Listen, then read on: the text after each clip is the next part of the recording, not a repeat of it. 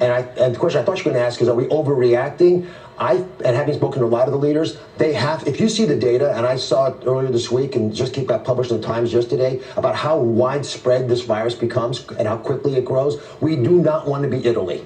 And you're better off, if you're an elected official, overreacting a little bit, shutting down some things that maybe didn't have to be shut down, and then loosening it up. So we're going to see curfews, we're going to see closing. You're saying, these are going to be natural reactions to managing this. It is, and that's why, as an example, we actually want to make right now a digital vaccine.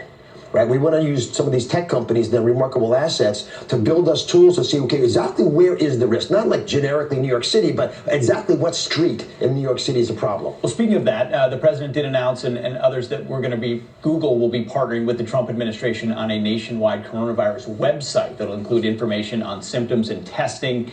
Details, they said firm details released today at 5 o'clock. What do you make of this website and that information? Well, Google quickly backstepped, said, wait a minute, we didn't even know this was happening. And that's not shocking because it's hard to do what was promised by 5 o'clock today. But I know for a fact that there are companies that are leading in this area, companies like ShareCare, that there's all my website stuff as well, that have been offering content to the World Health Organization already, to the state of Georgia, which is really out in front of this, saying, okay, here are the exact areas that are at risk.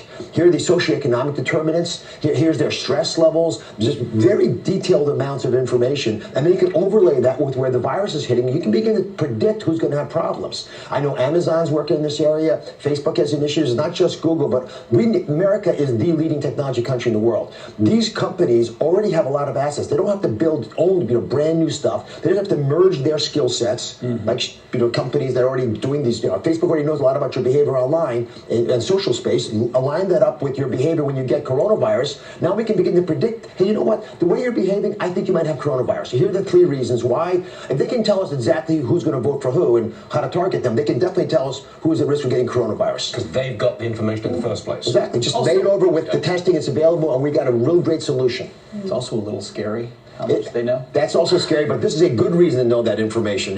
It's being used for nefarious purposes, but this is a reason why people in public health actually appreciate data being sought after. Because this is a way of me auditing you without you even realizing you're making the mistake. I can identify, and this is historically how medicine's advanced, identify trends that people don't appreciate before they know it. That's how you save lives. Well, you have the White House right now signaling a 3rd relief bill.